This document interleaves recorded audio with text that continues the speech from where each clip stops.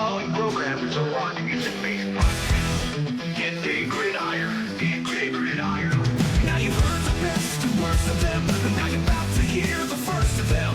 The first to ever do it down under. We're here to steal your thunder, like the world's end down in Thunderdome. Welcome to our second home. All you need to know is G'day. This is G'day Gridiron. This is G'day Gridiron. This is G'day Gridiron. This is G'day Gridiron. This is G'day Gridiron. This is G'day Gridiron. This is G'day Gridiron. G'day Aussie Gridiron fans, and welcome to the G'day Gridiron podcast. You are back with us for week 3 of the off-season.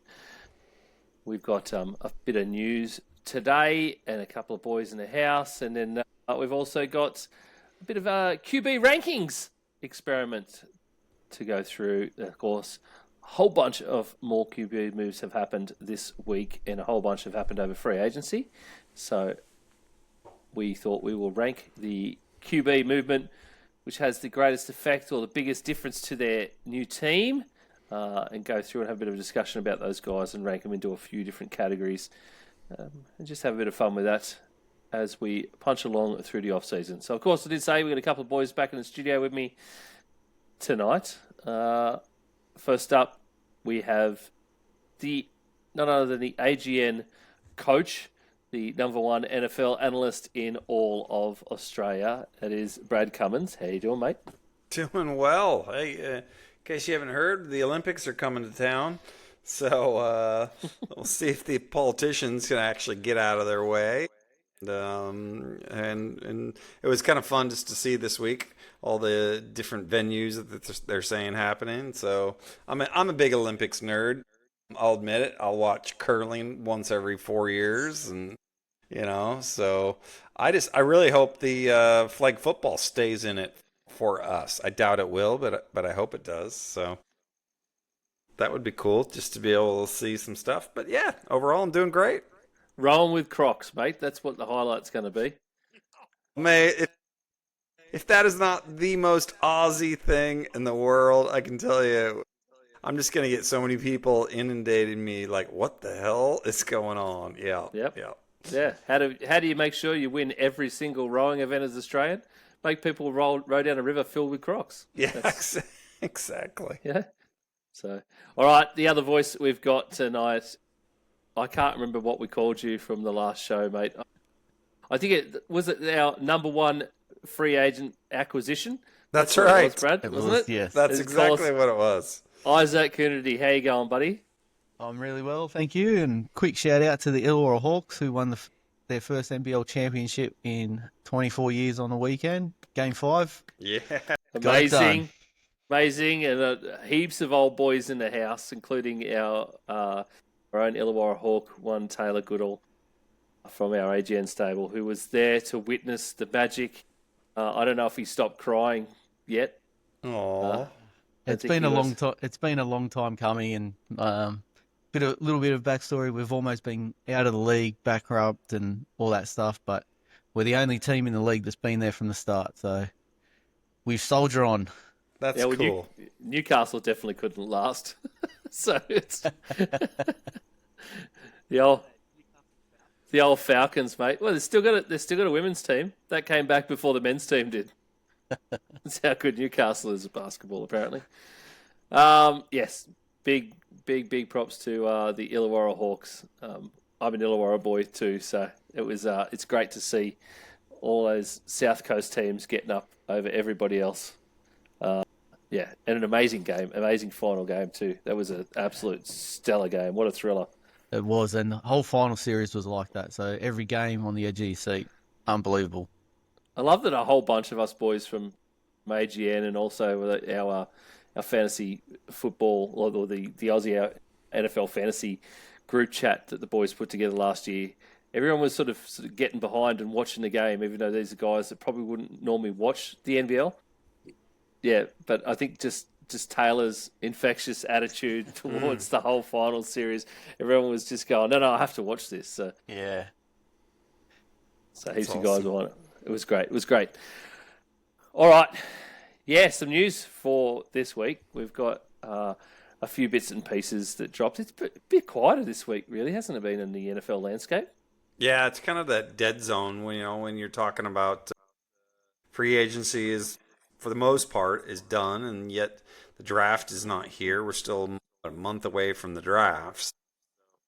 This probably is actually the quietest time in the league, or if not the quietest, the second most quietest. Yeah. It Exactly a was month. quite. Exactly a month away from the draft. By the way, Brad, we are Oh. 4 weeks away from that draft right now. There you go.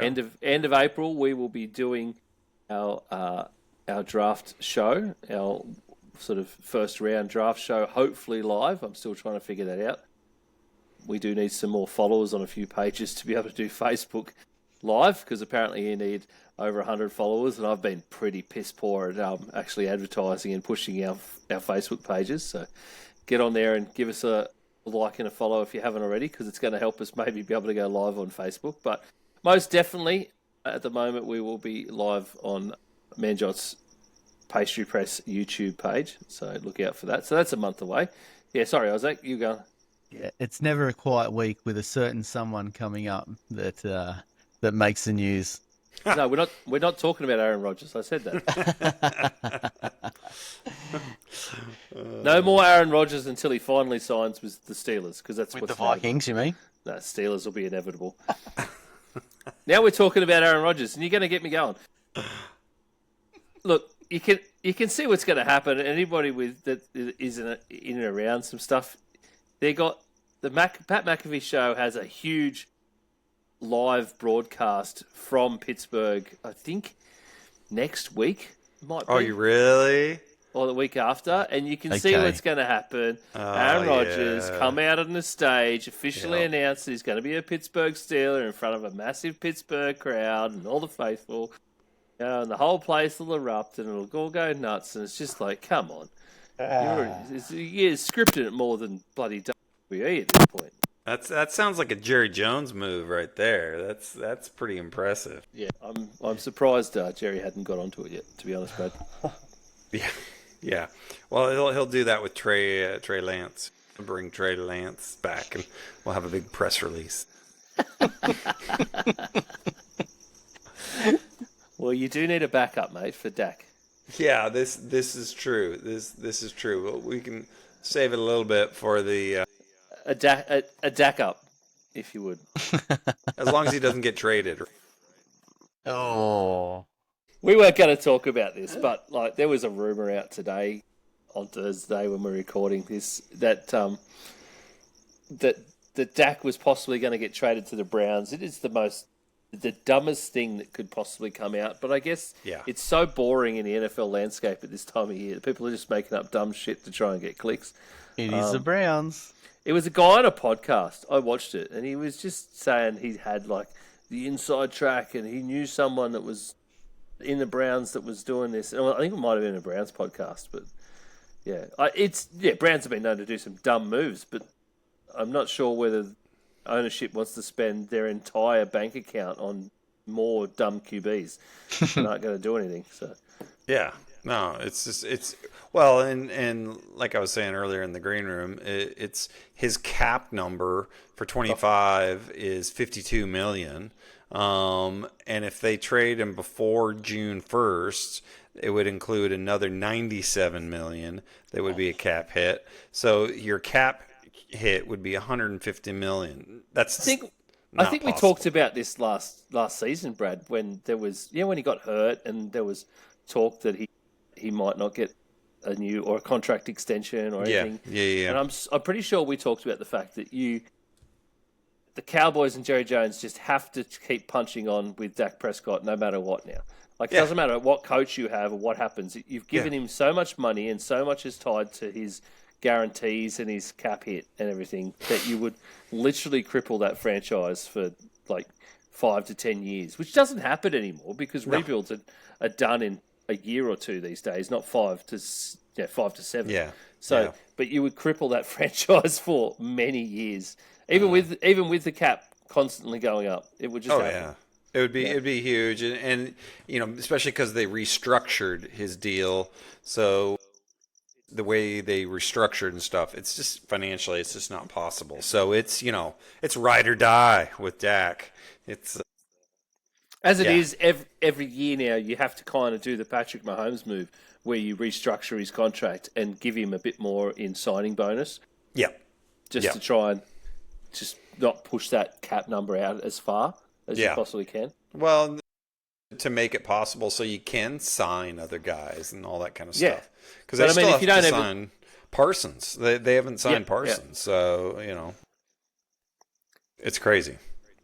I would expect that we would hear that there's a Dak restructure right before they sign Parsons.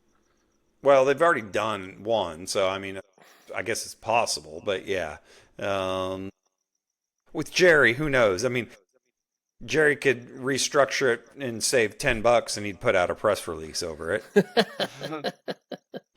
That's the way Jerry runs. That man would find a free trampoline on the side of the road and still put out a press release. Bro. Yes, that's true. That is so true. Jerry Jones just fathered another illegitimate child. Press release. Trampoline! So, yeah. Well, what do we got news-wise to talk about? How about we talk about some QBs? Because a couple of them got signed to the Giants this week. The Giants finally got sick of waiting for Aaron Rodgers to make up his mind and decided that they would make up his mind for him. First, they signed Jameis Winston to a 2-year, $8 million contract. Definite backup money. But I am bitterly disappointed as a Vikings fan because while Jameis was still out there, I really wanted them to sign Jameis. And I'll tell you what, I wasn't the only one because a lot of the Vikings fan pages lit up with, there goes Jameis. We really wanted Jameis. So apparently I wasn't the only one that thought Jameis would do amazing in purple and gold. So that's gone. And tell you what, 2 years, $8 million, we could have afforded that for sure. They were probably all listening to the pod a couple of weeks ago when we suggested it. They might have Maybe been. that's why. Yeah. They might have been. right. So Thanks Jameis to those signs, listeners. and then that we all got really excited about that. I think a bunch of us, Taylor especially, went massively in. Said, I'm in on Neighbours. I'm high on Neighbours as a fantasy prospect. That's it. If it's Jameis, I'm high on Neighbours. I'm going all Neighbours. I'm in. But then a couple of days later, they signed none other than Dangerous to a 1 year, what was it again? Sorry, 1 year, $10.5 million contract. Mr. Unlimited. Is now going to be in New York in blue and white at the New York Giants. And he expects to start. And look, you're paying him twice what you're paying Jameis. You pretty much know that they're going to start Russ. But they'll probably make it some kind of competition. And it will be hilarious if Jameis Winston can beat Russell Wilson out in a camp competition for starting QB. It's Jeez. now something like "Let's Go Big Blue" or something, isn't it? Isn't that what he come out on the social? Yes, he did. Let's go Big Blue. Let's go Big Blue. Far out. Has there ever been a player that's had more catchphrases than him? I love that that's his shtick. Yeah. Like this, and the best part about it is now that QB room now is Russell Wilson, who has all these catchphrases. He's just catchphrase mania. It changes every time. We know it. We've been through Broncos country. We've Go Hawks. Go Hawks, all this sort of stuff. We've got Jameis Winston, who has made a amazing kind of little brand around eating W's, and the pasta stuff, which has been great. That was amazing last season as well. And just he had some spectacular games and some stuff that happens, and it's a good feel good media magnet. And then you've got Tommy DeVito, Tommy Cutlets, with the in New York with the Italian shake as his own celebration, and Uncle Tony in the crowd. Uncle Tony. That's right. It's what a QB room. There's been some amazing memes over the last day, just with combining some of their media stuff like Russell Wilson with his Danger Witch, where he's talking to camera, going, "Have you ever felt dangerous?" and all this sort of stuff. And then like there's Jameis Winston covered in and go, "What are you talking about?" So it's just been some pretty hilarious stuff there. I know there's going to be some Giants fans who are just like really down on themselves now and going, "Oh my God, what the hell are we doing?" But this is about feel good stuff at the moment. Like you've got to smile about it. That's all you can do. Absolutely. If I had to choose one position group room to be in of all the teams in one position group, I think it would be the Giants QB room, just because you couldn't have a bad day being in those guys. You don't want to go to the Steelers wide receiver room? Why do you think Russ left? It's just, I mean, seriously, DeVito, if that guy doesn't come to the Lord after this season, then there's no hope. So he's gonna have Bible study every morning, that guy. It's just it's phenomenal. So yeah, it's crazy. I just want to go back and answer Brad's question about, has there been anyone with more catchphrases? Everyone needs to do themselves a favour and go YouTube Chad Ochocinco, and some of the stuff he come out with his catchphrases, kiss the baby, child please. There is millions. It is amazing. Yeah, you're right. I've forgotten about that. That's so true. I saw him play at Oregon State when he was in college, Ochocinco. And even back then in college, the dude was just amazing in terms of just his catchphrases and the stuff he said. So yeah, I'm glad you brought that up. I was into him that much when I was playing footy that one of our plays was called Kiss the Baby. So I was all about Chad Ochocinco. I love it. Oh, that is so good. So good. That is good. I love catchphrases. And it's just, look at it. You just got to smile about it. Yeah.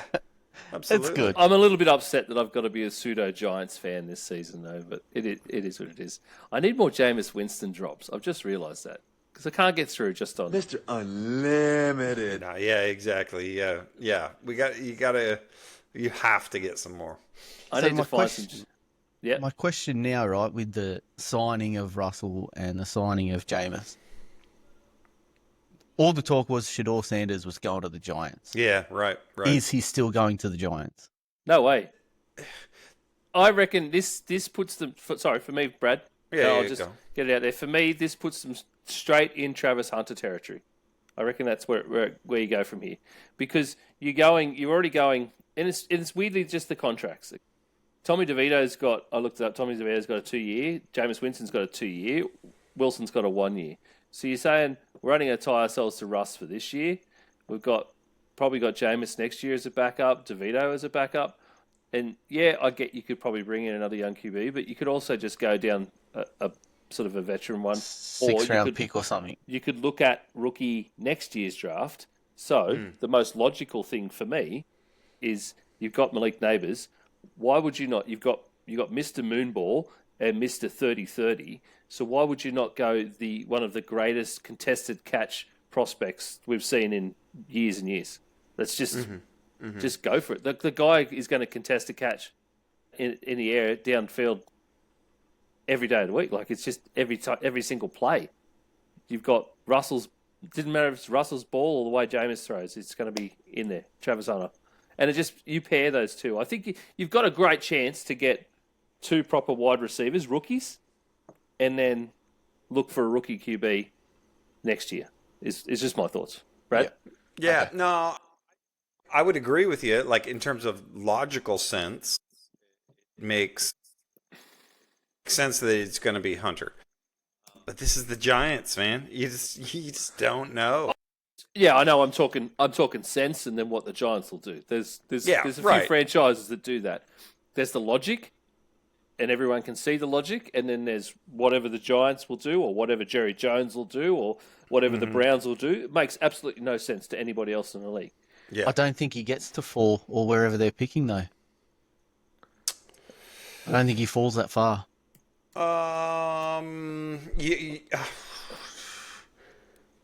They're picking 3 because the Pats are at 4. Yeah, they're picking Oh, 3. the page. Oh, No, okay. they're So picking- he does. Okay. They're picking 3. Okay. Yeah, he gets there because you got the I thought the Titans. Pats were. You got the Titans and the Browns.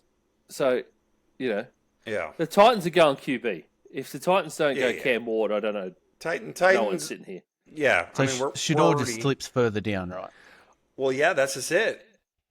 And it's completely logical to me. I've seen some mock drafts, and we're probably going to go through some mock draft stuff over the next couple of weeks, the stuff that's out and about there, and probably do a bit more draft talk then. But I've seen some mock drafts where guys don't even have Shador Sanders in the top 10. And Yeah. yeah. Yeah. And a lot of guys are saying, like guys that have watched college, watch a lot of college ball, do this every year, watch a lot of tape, so big tape dogs and stuff Yeah. like that, have said that if you grade them apples to apples, like with everybody else, and just go on the grade, Shador grades out somewhere around like a second round draft pick. Yeah. But it's only the fact that he's a QB and it's a really light QB draft, and there's always QB needy teams that Yep. brings him up into that first round. Otherwise, Absolutely. they could see him as a second round. So he could, in theory, if everyone gets a bit antsy about it, he could slip out of the first round. He could be that guy this year that slips way down that no one expects him to go that far. I mean, it's possible, but again, back to your point, I think it's very very limited supply and an unreasonable demand. So I think somebody's going to reach for him. I'm just praying so hard that at 12 the Cowboys don't consider it, because I could just see Jerry going, son of a legend, and here we go. That's he can the- sit behind But I back. think that's the problem that Shador Sanders has is the prime hype. I think his dad will have screwed him in this because of just how vocal he is and in everyone's face about things and tell him he's the best. And regardless of how Shador himself has carried himself in college and how he plays, I think the prime hype is what will keep some teams that are QB needy away from taking him. And I'm talking like teams like, let's say, the Saints or the Jets, for instance. Like the Jets are at 7, and I could see them saying, "No, we're not doing that." Yeah. I'm just looking at the Saints now. I'm trying to see Derek Carr's contract, how long he's got left. Forever. Derek Carr will die at the New Orleans Saints. Well, I'm probably pretty get sure. killed on the field. The way their offensive line played, it wouldn't surprise me if it's the Jets. To be honest with you, it wouldn't. Just in the sense of, are they going to really hitch all their wagons to Justin Fields? So, Well, here's a scenario for you, right? If Rodgers takes his time, does whatever he wants to do, he could slip to 21 where Pittsburgh are picking. And to Pittsburgh just, well, we're not going to wait for Rodgers anymore. We'll take this young kid. I and would see how we go. love that. I would love to see him in Pittsburgh. I think that would be the best fit, to have a coach like Tomlin, who just slap the nonsense out of him. Yeah, straight down the line. I don't care who your dad is. This is how we're doing it. But Tomlin has a way of doing it in such a way where, unless you're Antonio Brown, most guys don't get pissed off with him. So he's just got a set of cojones that he can get away with that kind of stuff. And you don't have the Deion Sanders talk coming into coach over Tomlin. Yeah, no. Nobody's going to... There's none of that nonsense. Yeah, nobody's going to speak over Tomlin. So that would be intriguing. I don't think Pittsburgh would do that. Well, let me back that up. If they don't, to your point earlier, if they don't have Rodgers, they would, they almost would need to do that. Yeah. At that point, though, I could almost see a team like Cleveland trying to trade back up into the back end of the first round just to get him. Yep. Look at us. We're already talking about the We're just saying we haven't talked about it for a while. No, I know. But here we are. Whatever. I mean, it should come naturally anyway, so it is what it is. But, yeah. Great talk, boys. I mean, I agree with all of it. It's a very interesting situation that Shador Sanders specifically will find himself in. It's in a relatively weak draft class. he brings the best spice to. Yeah, we'd have to agree. Totally there, Brad. All right. In other news, Stephon Diggs hung out there long enough to get himself a truckload of money. Stephon Diggs signs with the New England Patriots for a 3-year, $69 million contract. On the surface. Includes $26 million guarantee and, like, for all intents and purposes, is a 1-year hit out for the Patriots. And if they're not happy with him, they can get off the hook pretty easily, Isaac. Yeah, I like it for him. You just hope that he goes in there wanting to be that veteran leader in the locker room and not be all about himself, which he was at previous teams. So they needed wide receiver depth. Well, they need a wide receiver. They're in the running for Travis Hunter, so they've probably got, if they do get Travis Hunter, they've got 2 wide receivers there that are legit for Drake May to throw it to, and a decent running back room, like not overly good, but I like the signing, to be honest. And just 1 year, if he starts to make a fuss in that dressing room, you're gone. Yeah. My concern is, he had an ACL injury and he's 32 years old. You don't bounce back from I had one when I was 14, and you don't bounce back from them. So, these guys are freak athletes, so it's a little bit different. But at that age, I just wonder. So I feel like they're taking a little bit of flyer on him. But I'll admit I have not been a big Diggs fan ever. So it doesn't move the needle as much for me. But I can see why they did it. They had to do something. Who else are they going to throw to?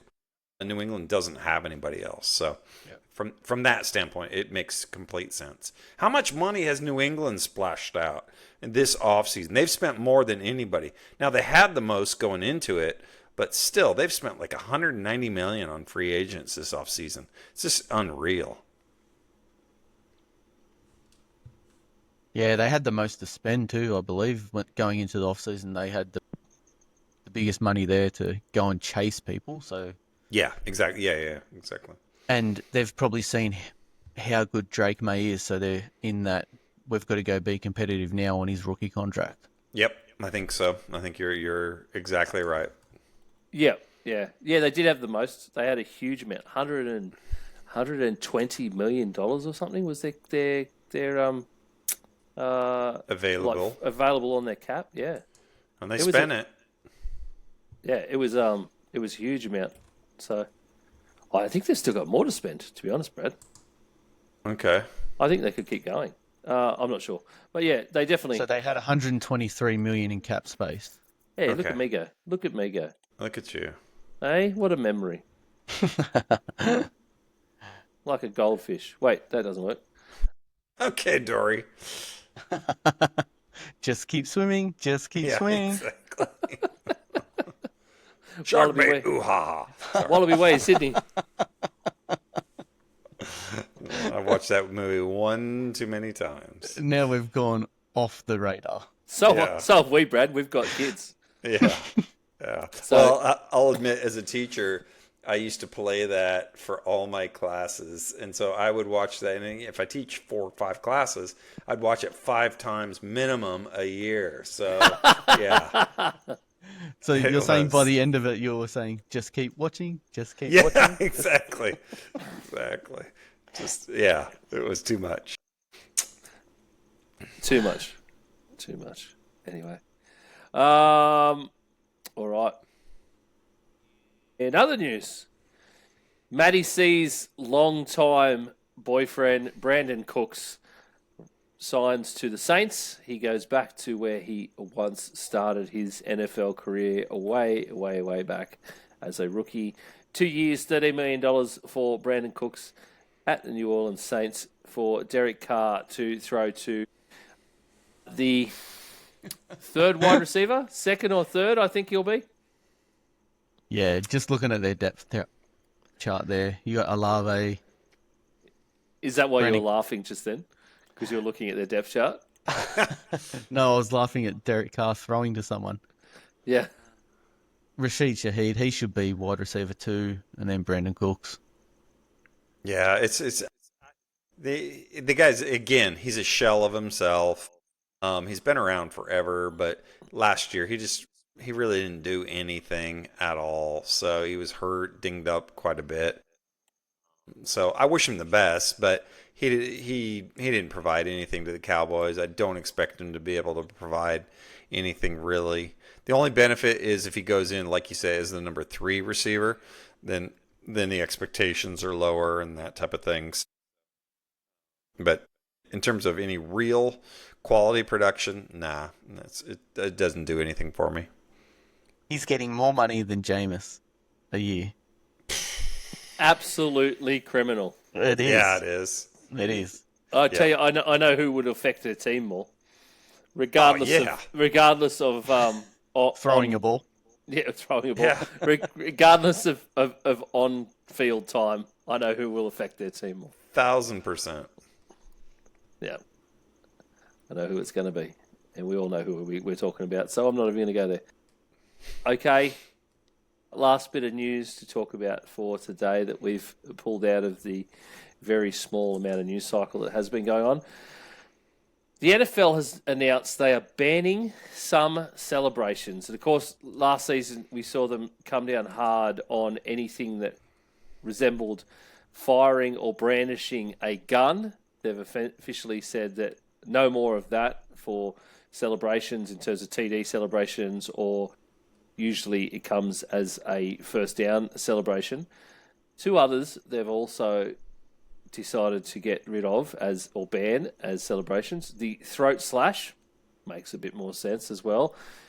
The nose wipe. CD Lamb's nose wipe. Now, Isaac, I know you've had some strong feelings on this today. Yeah, I am not a fan. You're taking personalities out of the game. Like, these guys just want to do it. Like, even young kids, when you're growing up, you make guns out of your hands all the time. Like, they're not doing it like they're shooting someone. They're just doing it because, anyway, they're just trying to ruin the fun of just guys who are generally pretty cocky, that want to make all these things. They just want to be themselves, but they're not letting them. Yeah. You've got these alpha males who have just, always been the absolute biggest studs in all their teams in whatever sport they played. And so they're used to this. And then you get the NFL coming in saying, again, one of their other press releases today to kind of go along with this, no fun police, is just that they're saying that, they're going to do a big emphasis on they want their players to be better sportsmen on the field and show better sportsmanship. So, I mean, I get it if it's egregious, like the throat slash and all that stuff. But come on, you can find a gang signal sign anywhere you want. And if you start, linking it back to all that. So where does it stop, in my opinion? How about parents actually tell their kids and have a discussion with their kids about what's good and not good behavior, and instead of feeling like you have to police it as the NFL. Sorry. Yeah. Just going back to your sportsman one, if they want to be more, you're taking away the rivalries in the game with that. Yeah. Even in college and that, the schools hate each other. Yeah.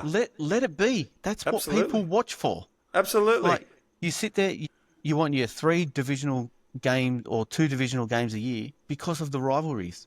Mm-hmm. Keep it that way. Mm-hmm. Yeah. I mean, the Ohio State-Michigan. There's not a more heated rivalry in probably all of sports than Ohio State and Michigan. So, that's what makes sports fun. And, it's so when the NFL tries to I feel like sanitize everything, it doesn't come across well, in my opinion. Overreacting. Exactly. And for people on the that are watching on video, you can see Ian giggling about that about 2 minutes earlier. He had He this was- he lined was up. waiting. That's actually not what I was. I was looking for a drop, and I found a different one of Brad's that really cracked me up. That I need to break out. So it's a bit long, so I need to trim it down. I have thousands of just little clips of us from the first couple of years with Manjot, where it's just heaps of dumb stuff that Brad and I used to say, and Manjot as well. Yeah. But yeah, so I just found something else. So I was giggling my ass off about that. So that wasn't what I was giggling about. That was something completely different. I think that's what's Anyway. good with the video that we've got now. You can just see it's Righto, enough. Righto. Yeah, you can see me giggling my ass off because I'm not paying attention or I'm doing someone. audio shit. It's just I'm doing so much other stuff other than what we're supposed to be doing or talking. Someone's having You a guys rant or are- something, and there's Ian just. You guys are genuinely having a good conversation, and I can hear you. But unlike what people say about men, we can do two things at once. Just usually we choose not to. And I am doing audio production and listening to your conversation at the same time. So, Isaac, go fuck yourself.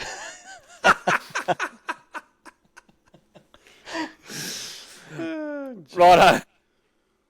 And speaking about doing something else right now, let's have a conversation. That's the news for this week. If there's any other news that if you come across some news and anything you find interesting out there, why don't hit us up on socials and we can have a bit of a chat about it on a future podcast, next week's podcast, or whenever you find it.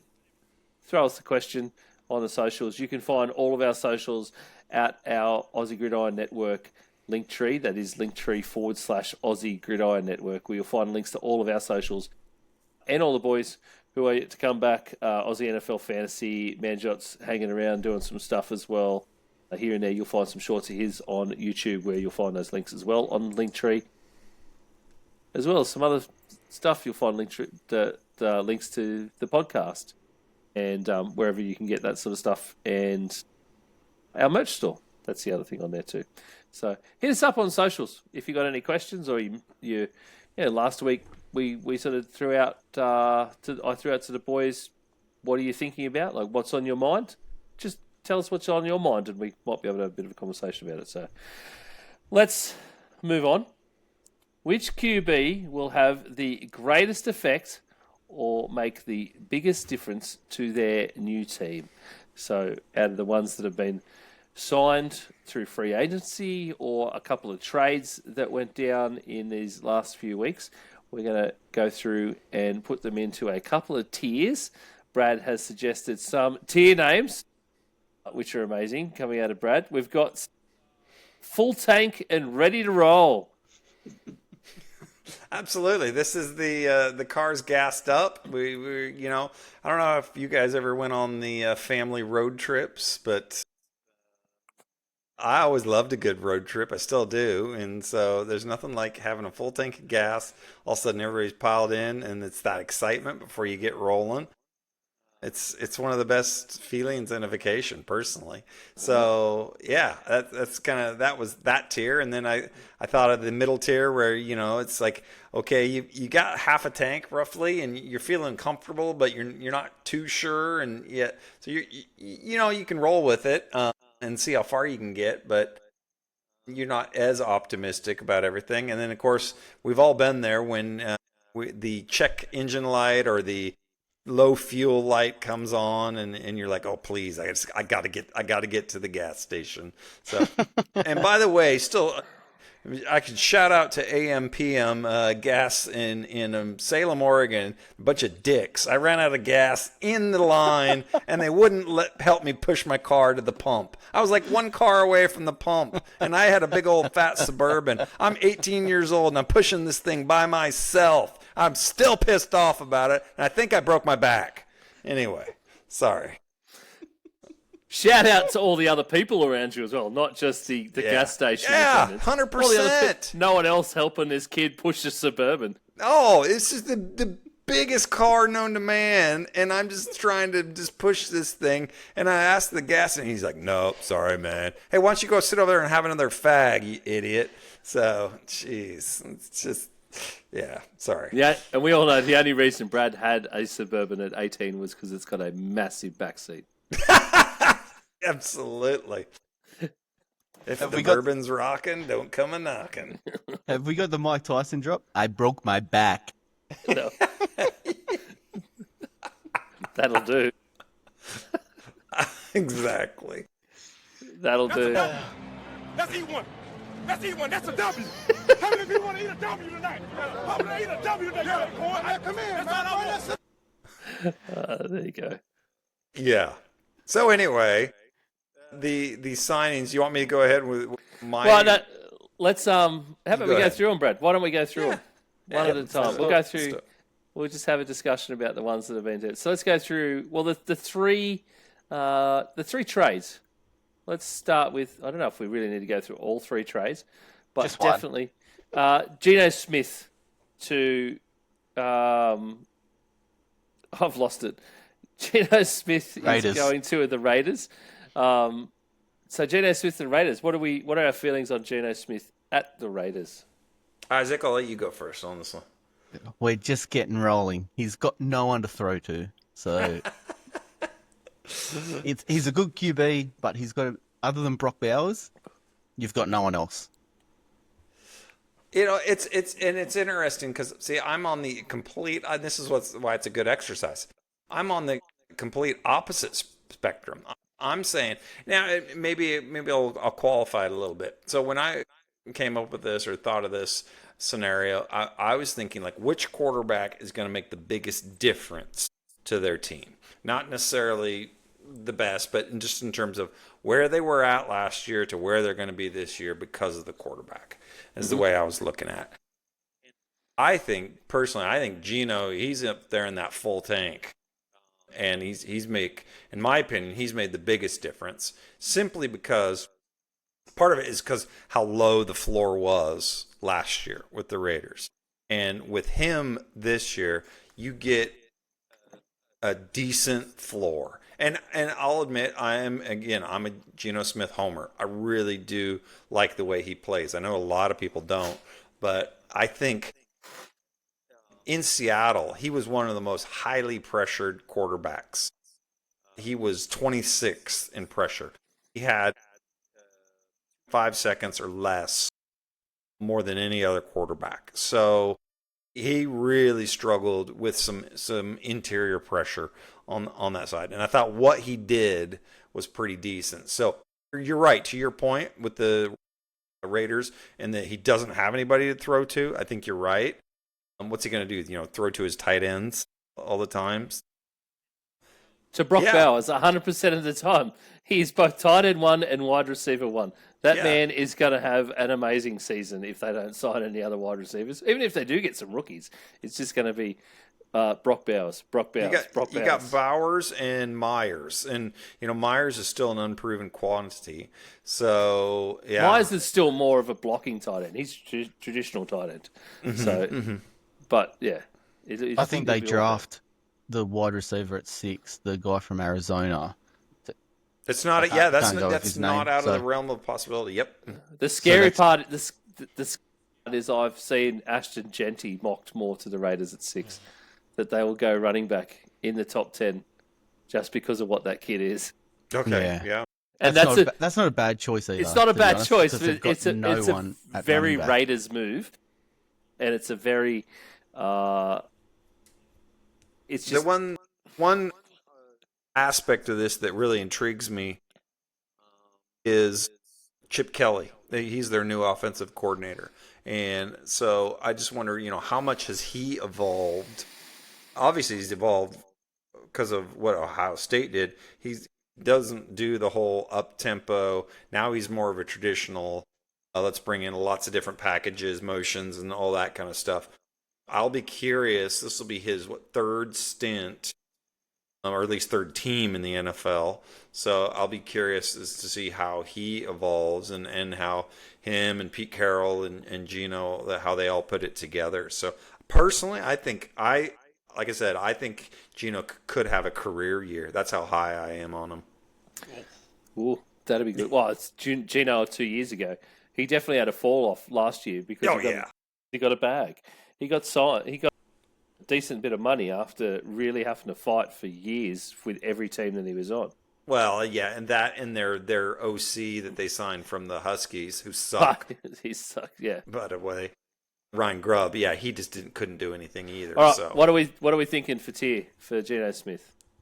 I'm putting him in the top tier, personally. I'm saying On the full second, so it's up to you, Ian. Oh, what? We're doing this consensus bullshit, are we? no, you don't have to. I'm going half tank. I have to agree with Isaac. There's Okay. that wide receiver room is too sketchy for us to really put him in the top. It's half a tank. We're ready to risk it, Brad. All right. We'll try and get to the finish line. We'll try and get to that pump without running out at the pump. Basically, we'll try and get the Chevy Suburban across the line. Please do. The other trades, Kenny Pickett. Will he start? Won't he start? I don't think. Well, yeah. I think Cleveland's just out of gas. They're gunning for a rookie QB next year. Yeah, I mean, I don't think they're going to draft Sanders. I think they're going to, take what's his name, the defensive Abdul Carter. end. Yeah, Carter. I think they're gonna draft him, which would be a scary defensive end, defensive line. But yeah, I'm not impressed with him very much. And what he's done. This is his third team now, and Well, what do we think? What do we think about Kenny Pickett as a backup QB as a signing? As a backup, yes. He signed- Fine, yeah. He signed on for 4 years at $14 million. Like it is, Jeez. it is like 100% backup money, but it's like prove it backup money as well. Yeah, no doubt. Show us on the training field that you've actually got something. Yeah. His cap hit is $2.6 million, and they've got the wildest QB contract known to man sitting out there at the Browns as well. There is that. Yeah. But, yeah, I think as a backup, I think Kenny Pickett's actually a pretty decent backup quarterback if he can come on the field at some points and be effective. Yeah, I got no problem with him as a backup, none whatsoever. It depends what goes on with the. Oh, I don't mind him as a backup saying that, but who's he backing up? Yeah. I don't, well, that's the other thing too at the moment. Yeah, there's a Deshaun domino Watson's- that hasn't fallen yet. Deshaun Watson's not going to see the field this season, so that's the way that's going to be. So Yeah. it is going to be who are they going to go? I don't know. Get Flacco back there. He was good when he was there. Get Aaron Rodgers there and put us all over that Jesus. mystery. So let's go Kenny Pickett on empty. How we all agree on there? Yeah, absolutely. Righto, that's a good one. Dorian Thompson-Robinson, of course, he was a Cleveland Browns QB. So he went out. I still can't figure out for the life of me why they got rid of DTR. I thought he was probably one of their best options to, I don't know, start half a year or sit behind someone else, get someone else in and sit behind him. But nope, they traded him to the Eagles, and I actually think for DTR, back up to Jalen Hurts is Full tank, baby. yeah, that is that's a spectacular move for DTR for his own career. Absolutely. Yeah. There's a guy who's just hoping that that he gets a chance to run with it, and I think it's definitely a full tank, and he's ready to roll. Because they got Hurts, they got Tanner McKee, and they got DTR, and you would have to expect that DTR's the backup there. Yeah. Because Tanner McKee hasn't seen much, and at least DTR has seen the field at the Browns. So full tank for DTR. We got one in each so far. 3 trades and one in each level. Pretty good, go. boys. Well done. Righto, let's go with the big ones. All of the free agent signings. We won't go through all of them because there are some backups in here, but I'm just going to handpick a few and throw them out at you. So, and then you can come back later and tell me any that you want to talk about. How about that? All right, good. Sam Darnold to the Full Seahawks. tank. I don't know how you could not say full tank at that point, Brad. Well, see, actually, I'm not. I'm saying half tank, and it just in the sense that the Seattle's O line is in the interior of the line. Their guards and center, they're so suspect, and they get so much pressure that. And Darnold, his weakness is when he gets pressured. So that's what scares me about that. And yes, JSN is a stud, but he's a slot receiver. Yes, they get Cooper Kupp, but he's not the most healthy, and he's a slot receiver. What do they? Who'd they get? Was it MVS that they got? MVS is Yep. there, yep. Yeah. MVS. So as their burner, their outside guys. I'm worried a little bit. I guess it's mainly more like, what's the offensive play calling going to be like, and will Darnold be able to react? So I'm just not quite at that full tank personally yet. I would go the half tank. I like him for the full tank. I actually like him. I liked his move for Sam Darnold. I'm with you, Brad. I'm skeptical on it for Sam Darnold. I'm worried that he's going to go to a system that's not friendly to his attributes right now. Yeah. Is probably the easiest way to put it.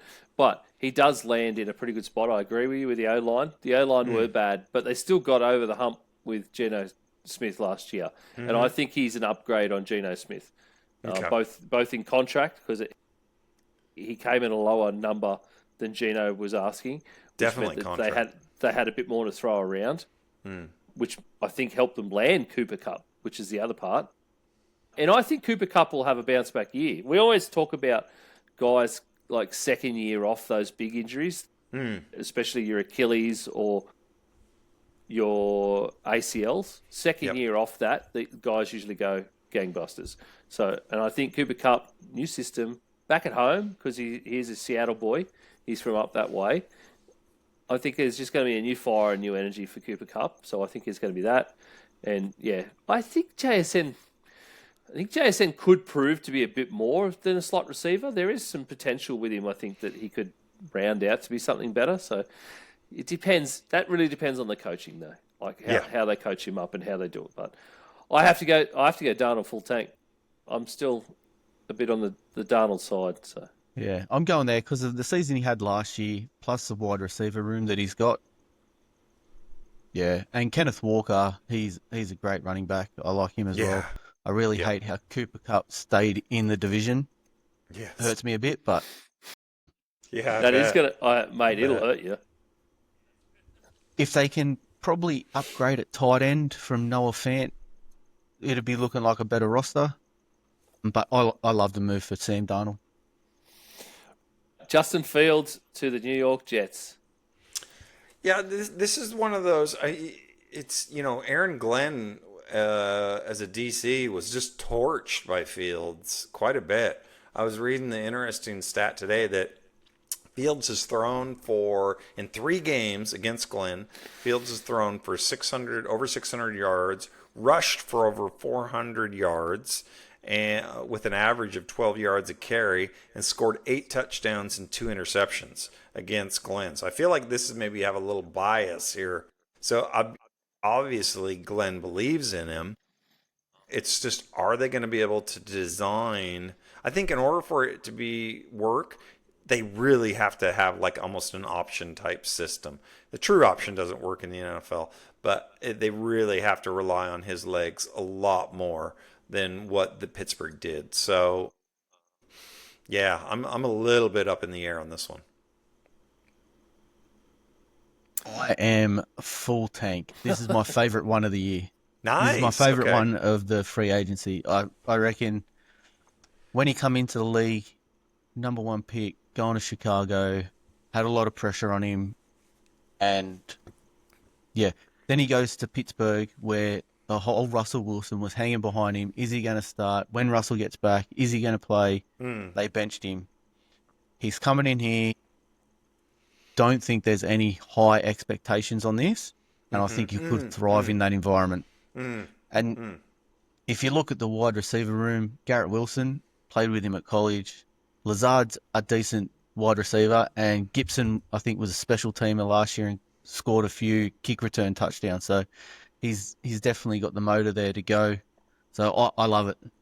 I'm full tank, even fuller, if I could go. I love it. I- I love it. I like the landing spot for him, and I really like Justin Fields. I think he's a much better player than a lot of especially the Browns, sort of giving him credit for, which they're not the best at picking. Sorry, not the Browns. They're the Bears. same. They're the same team basically to me. They're the Bears. They're not the greatest at picking QBs, and haven't been. So I think he's a lot better than the Bears really gave him credit for. I actually worry about the wide receiver room. I know Garrett Wilson was with him in college, but you don't know what that dude's going to do anymore. Like, you don't know how he's going to react. He has one bad day and he wants to throw all the toys out of the cot. And, yeah. So I'm sort of more sitting around half tank, I think, with Brad. That's where you were sitting, wasn't it, Brad? Yeah, I'm back and forth, to be honest with you. I really like Isaac's point about the expectations. I think he's coming into a place where he's going to be the starter, but nobody expects him to necessarily play lights out. And I think that will help him quite a bit. So I get that. But I think at the end of the day, I'd probably still have to lean half tank, but it wouldn't surprise me if he ends up looking like he's got a full tank. We'll go half tank. I like the now. backup option there too. Sorry, just to cut you off there. Who- Tyra Taylor, Yeah. good veteran. He'd probably help Yes. Justin Fields a lot in that room. So I like that. Very, very there as well. complimentary backup as well. I like that when teams have put a bit more thought into your backup or your starter and your backup as well. Like, they're not two completely different QBs. Sometimes I see that from teams. And I'm like, why have you done it that way? Like, if that guy goes, you've built an offense around this guy. If he goes down, what, you're going to try and force this guy to play the way that QB does? Because that's not going to work. Like, that's just going to burn in flames bigger.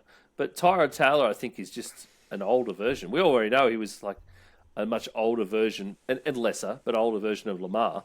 Like, it's a similar concept. There's a lot more running. There's a lot more legs. You know, and that's just what he was. He wasn't. He didn't like. I think he came in the league at the wrong time to line everything up as well. And that's another point I want to make. Looking at the depth chart, like Justin Fields is a running quarterback. Breece Hall had a down year last year. You'd want to take him back up. So there's the option of play action, giving it to Breece Hall, or Justin Fields using his own legs. So I think he's in the right environment. I love it. Like to. Daniel Jones to the Colts. I absolutely love this for Daniel Jones to go there and compete against somebody, to actually compete. And especially Anthony Richardson, who, again, the Colts clearly aren't high now on what they've seen from Anthony Richardson, or they're really trying to push him. They're trying to say to him, the things you've done, the things you've said, because there's that out there, and the things you've shown us aren't necessarily 100% what a starter in the NFL will do, in this league will do. So you need to show us that you are serious. And if you're not serious and this guy beats you out, then that's your problem. And I think that's where we're headed with Anthony Richardson. I love it for that fact for Daniel Jones. How does he affect the team that much? Is he like an upside to what they've had previously, or what they had last year in Joe Flacco and Richardson? No. I kind of... And I don't see the Colts doing much more than what they did last season, which is a worry for me. Go, Brad. I'll let you go first if you like. All right, yeah. I like it for a lot of the same reasons that you said. I think a lot of it relies on his health, Daniel Jones. He's shown that when he's healthy, he's a good option quarterback. Like, he ran the ball really well in New York with Dayball. I think with Steichen here in Indianapolis, he runs also like an option type offense. If he's healthy, he could look really, really good, and I think he could beat Richardson out. And simply because the one thing complaint about Richardson is he's not consistent. He doesn't have the accuracy. Whereas Jones is actually very accurate. He has a over 76% accuracy rate, which is considered really good in the NFL. So I think that QB room will be really good. And by all accounts, he's a good dude. So I think this is going to be really good for both Richardson and Daniel Jones. And I think in that offense and the way they play, I think they're both going to get playing time just because of injuries and that type of things. I'm leaning just because the way that the situation is, a little bit more of a full tank for Daniel. I'm half tank on this one. It's like if you're the Colts, you go out and you get Daniel Jones. Are you going to get any better than Anthony Richardson? That's my point. Are you getting better? Why? When you put it why Brad's metrics are, like, are you getting better? How does he affect that? That's right. It. Do I love it for Daniel Jones? Yes. Do I love the situation? Yes. Great. I still would love to see what he could have actually done on the field at Minnesota, because I think that the same as Darnold, I think that McVay style offense would have really suited him, and Shane Steichen plays that similar offense as well. So it is a great system for him to be in. But I don't know. I'm just fence sitting with it, I guess. I just don't understand the move. Read into what you will on ESPN depth charts, but he's still a backup to Anthony Richardson. Mm-hmm. So I think I've said on the pod before, if Richardson's bad in weeks 1 and 2, Jones will be the starter from there. Yeah. Righto. Let's pair these next two. How about this? Yeah. Russell Wilson, Jameis Winston. They're together. They're together for me in this exercise, because we're not doing multiple of them. Where would you? I would still put these. I would have to put these guys as on empty. We've talked about it earlier, so we don't really need to talk about it too much. I love it. I love it for these two, but in terms of how they affect the game, the play, and the Giants themselves, and can they get better? I think they'll go 6 wins, which is better than the 3 that they got last season. But I still think it's 6 wins, and I still think that the Giants are running on empty until they figure out that QB room. I think these guys are Brad in his thing, pushing it to the guzzler to try and get some petrol in it. Yeah, this is Brad sitting at the line in his Chevy Suburban. This is. And abusing people for not fucking getting out and helping him push. That's right. Not getting out of the way quicker. Like it's. That's right. It's like the contracts I don't get. So you give Russell Wilson, who is expected to be the starter, 1 year, and you give Jameis 2 years. So is Russ going to be there 1 year and they go get a QB in next year's draft, and Jameis starts the following year, and then I don't know. It's just a mess. Like, is Russ going to be the QB? Is he going to be the starter for the first 4 weeks and it does no good, and then we see Jameis? It's too up and down. Yeah, and then they both do badly, and we see Tommy Cutlets instead. Like, it's just like we don't. Who knows? And it's on empty. It's on empty for me. This franchise just like they're trying to save their jobs. Yeah. Either going to the full rebuild by getting Shador or trading up to get Cam Ward. Do what you need to do, but this to me makes no sense at all. Yeah. The thing that shits me for this, and I really want to get off the Giants and this because we have talked about this a lot tonight on the pod, but the Giants are one of the originals, and they regard themselves and still sort of call themselves, and I've heard them termed, a Tiffany franchise. So they're one of the originals. They're like high on themselves, on their position in the NFL in terms of seniority and all this sort of stuff. But this isn't how one of those franchises acts. That's not how someone that is of high regard in society acts. This is not it. And this is not it for Giants fans. And we know a couple of Giants fans now, and they've got, like poor Josh, they got nothing to look forward to this season apart from smiles from the just like pre-game speeches. Like, it's just, what are you going to do? And I think that, like I said, I think they'll go 6 wins. I'll be betting them for 6 wins. But, yeah, I just don't. There's still something to smile about. I think that whatever they do with the 3rd pick in the draft, Travis Hunter or whoever they get, that's something to smile about. And Malik Neighbors is an absolute stud. So those things they can smile about. The rest of it, not so much. On empty. Righto. I'm trying to pick another one out here, and you can throw one out if you're looking through that list, boys, where you want to. There's a lot of backups in here, so it's how I'll to throw sum one this. out. Not a starter, but Mac Jones to San Francisco, full tank. Love it. I love it for the coaching aspect.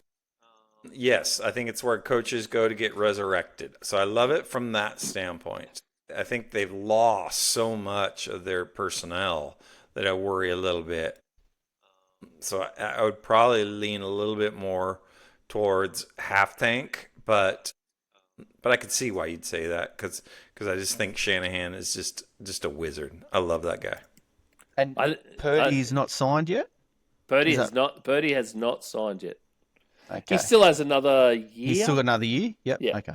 I think he's still got another year anyway. Right. But they should have signed him by now, and I know Nick's been up on arms about it as well because the price is just going up and up and up for Brock Purdy right now. So they should have got over the hump and signed him by now. The longer they wait for it, the better it is for Brock Purdy. As long as he keeps showing up in games. Matty C would have signed him by now. Matty's not even that high on him, but he would have known how to manage the money by now. The one, Yeah? Ian, I'll just throw out there that No, go, kind go. of Yep. you talked about, like it seems like a strange fit with backups. To me, is the Cooper Rush leaving Dallas and going to Baltimore. Now I know that Lamar is one of one; he's a little bit of a unicorn, but it just seems like okay, if Lamar goes down and Cooper has to come in, he's not a mobile quarterback. So I feel like that's just two different styles. So that one really had me perplexed. He's a reliable guy though, right? He's a reliable thrower. He can throw the ball. He'll win you games. I mean, he's I think he's got over 500 record with the Cowboys. So Yeah, the only good thing I think what the And that's saying something. yeah, that's saying something. I think what Isaac was alluding to there, Brad, though, is that if he does go down, like if Lamar does go down, you take away Lamar's rushing ability. That's what you're losing. Like and so what you're sort of trying to get Cooper Rush to do is more it's predictable in terms of through his the play, air. his through the air and everything. And luckily, you've still got Derrick Henry to try and pick up that on-ground yards. So Exactly what I was about to say. What you're missing rushing yards with Lamar, you probably just hand off to Derrick Henry anyway. But I'm not excited about it. I don't think it's a great move for Cooper Rush. That's the other thing. Lamar Jackson is relatively like a really healthy, strong dude. Like he doesn't miss games. Touch wood for Lamar. But, and I don't wish it on anybody, but I would have to stay on empty for that really, in terms of just for Cooper Rush himself. It doesn't excite me. The other one I was going to throw out there just now was Jacoby Brissett to the Cardinals to back up Kyler Murray. A little bit of a strange move, but not really at the same time. But I still, again, by the same token, I don't like it for Jacoby Brissett. Yeah, I don't like it for him, but again, he's reliable for the franchise that he's going to. So if Kyler does go down, he can play in the NFL. You know what I mean? Like he's a decent backup. I mean, I would put him in the second tier at half tank because I think, I think Kyler Murray will miss a couple of games every year. And I think that's where it will be. And I think Jacoby, like Jake Brisket, will just bring it on home. The one that I like that I don't think anybody's really talking about because he's sucked, but is Zach Wilson to Miami. I like that because I think McDonald is all about positivity and kind of rebuilding guys, and that's what he needs. And I think he'll probably get a chance to play. I hope not, because I hope it's not through concussion, because I think we should retire anyway, just because it's just a game, man. It's not worth your life. I love that for Zach Wilson. I think it's the best possible landing spot for him. And it is, we talked about it when they signed him. Yeah. If he can't succeed in Miami, in that system, that Mike McDaniel system, then retire. Because that's it. You're done. Yep. Because if you can't succeed there when you do find the field, because you will, unfortunately, that's how it is. So, hey, we won't rank these guys, but I just want to throw out a few of the others on this list of players just ones that I really, really like when I scroll down it. Love the Commanders re-upping Marcus Mariota, bringing Yes. them back. Yes. Love that the Steelers are still sticking with Mason Rudolph. Like, Yep. that guy has been ultra reliable on those few games when he does see the field. He wins the games that he gets on the field for, and then they put someone back in over the top of him. But I love that as like a solid, probably QB3 is what he'll end Taking a up. helmet to the head for that franchise. Yeah, that dude, like, they owe him some shit. Yes, So- they do. Yes, they do. I find long-term Vikings backup QB Nick Mullins to the Jags. I think that's great for the Jags because Nick Mullins is super reliable as well. Pretty good throw of the ball, like reasonably decent. And when he does see the field, it's efficient, I guess is the best way you can term it. So if he does have to see the field. But the other thing he is, and he has been for the Vikings for a long period of time, is very good in terms of guiding younger guys and helping them, the guy in front of him, see how to sort of prepare and get ready and do sort of certain things. So I think that's really good at the Jags. Love Taylor Heineke to the Chargers. I think that's a strong move for Taylor Heineke. And for $2.5 million, that's That's all the thing. they It's give him. so cheap. So So cheap. it's $2.5 million. Yeah. And I'll finish on super, super bummed, as I said once before, about Gardner Minshew to the Chiefs. I knew it was coming. I was going to Yeah. try and guess it. I am on empty about Minshew mania at the Chiefs because I don't think Minshew mania is going to shine through at the Chiefs. That's No. the problem. And I still think you can't tell me that Gardner Minshew couldn't have got more than 1.17 million from another team, even as a backup. Absolutely. Even Yes. as a backup. Yes. Yeah. Like Zach Wilson's getting $6 million, and the guy was terrible. Like, and Gardner Minshew has actually played games. Yeah. No, and he's won. He's won some games. So no, I agree. That one floored me. Do we want to talk about those that are still out there minus Aaron Rodgers? I've Yeah. just got one more. Oh, if okay. If Yeah, I could, go for please. it. Yeah, so Go. we're looking at salaries and all that in years, and one that came out today, old Tim Boyle signed for nothing, Yes, and he's worth nothing. the Titans. Is it really nothing, or is it just that's what it is? Yeah, on he- Sport Track, it's got 0 down the bottom. No, Is he? I wonder if it's But one he's- of these sign and retire things or nah, what. it's got 0 for years as well. I was just having a bit of a joke there. That's good. That's good. I like that. I think it's going to be the league average by the looks. Might be 1.1. Okay. Okay. So I think he's signed for bare minimum with the Titans. That's such a Titans move. Brad, available. The dudes that are still out there. Yeah, I'm shocked that some of these guys are still out there. So am I. You know, we're not going to talk about Rodgers because he's a tool, and we'll have to talk about him later. But Trey Lance, Drew Lock, Joe Flacco, Carson Wentz, Case Keenum, all these guys, they're still unsigned. And I think it's that domino effect of when Rodgers goes, because the Cowboys need a backup. They don't have a backup. The fact that they have not offered Lance anything, I just wonder, is he done? Is Trey Lance done? Like, I read an article today that said he needs to go to the CFL, get actual game experience, do that for a couple seasons, and then try and make it back in the NFL, which I don't disagree with that. He just Or even needs reps. even the UFL, Brad. Yeah, right. I think he'd make it in the UFL. Everything's Yeah. a bit different, a bit quicker. And it's just a smaller, like summer league kind of thing. So I think he'd work there. I'm still a bit like the Vikings still need a backup, and there's still all this nonsense hanging out there. And I'm so surprised that they just haven't picked up. It's because they're talking about wanting a veteran to pair with JJ McCarthy, and I'm so surprised that we haven't even sort of gone for Carson Wentz yet. Like there's been none of that talk, and that really bothers me because I think I said it last week. I think he'd be great behind a rookie QB. Mm-hmm. I think he'd be a great guy to back up someone because if he sees the field or if you have to put him in, he's going to be super, super reliable and ultra knowledgeable and really help all the guys around him. Plus, I think in terms of guiding a younger bloke, maybe he doesn't want to do that. Maybe that's what the stopping point is. But yeah, I would love to see that. Or I would love to see us bring Case Keenum back because he is a backup QB and I think he'd still be great back in purple. Yeah, absolutely. So the one I'm surprised sitting out there just for afterlife in football is Teddy Bridgewater.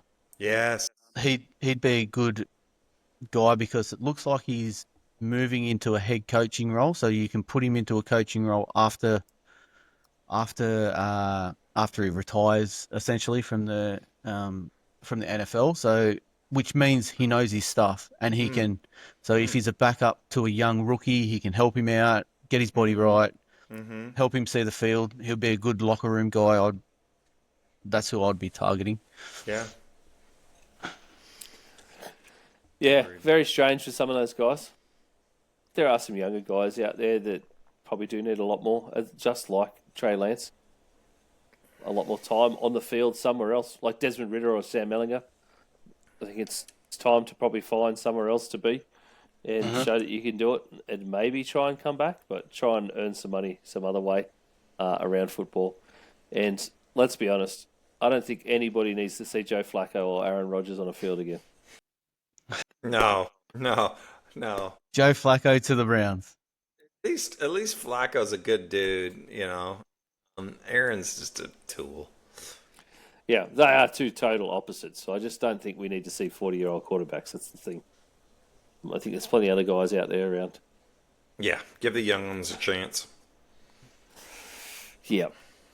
Well, Drew Lock. Why is Drew Lock still there? As long as it's not Desmond Ridder. No, we don't. Why is Drew Lock still available? Like his previous average was $5 million. Surely market value is somewhere around $3 million according to Spotrac. So Okay, yeah. Spotrac. Somebody else. I wouldn't surprise me if the Cowboys pick him up. Yeah. I reckon he'd be a good signing for the Cowboys, to be honest. Yeah, he would. As a backup. For a backup, absolutely. I'd love him as a backup. Yep. All right, boys. Well done. So there's some rankings we've gone through. We ended up ranking like 7 blokes and all that. So it is what it is. But that's it for tonight, pretty much. We've had a good conversation. I hope everybody has enjoyed listening. As I said previously, you can find everything at linktree/Aussie Gridiron Network.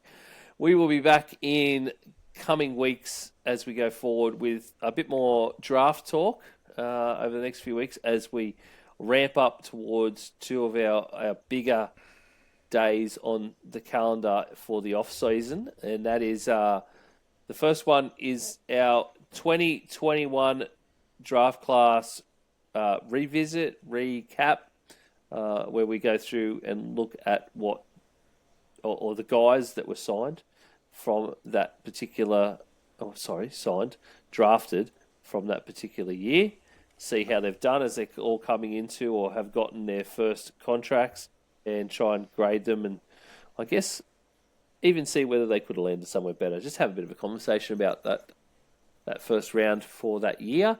And then the week after, the 2025 G'day Gridiron Draft-a-Palooza, where we will go through and combine mock drafts from the four of us into one massive mock draft before the draft, so the week before the draft, and then we can go through and grade it out and see how we did and whether we actually know anything to do with the NFL football. Is where that goes. And of course, I did mention earlier at the top, we're going to try and go live for first round draft reactions. Whether or not that happens or not remains to be seen, but we will definitely have a podcast of some kind out that Friday or that Saturday after the first round of the draft for you to listen to. So thank you very much for listening. On behalf of myself, Isaac and Brad, we hope to see you next week. See you later. Let's go, Big Blue. That's a W. That's E1. That's E1. That's a W. How many people want to eat a W tonight? How many eat a W tonight? Yeah. Come in, man.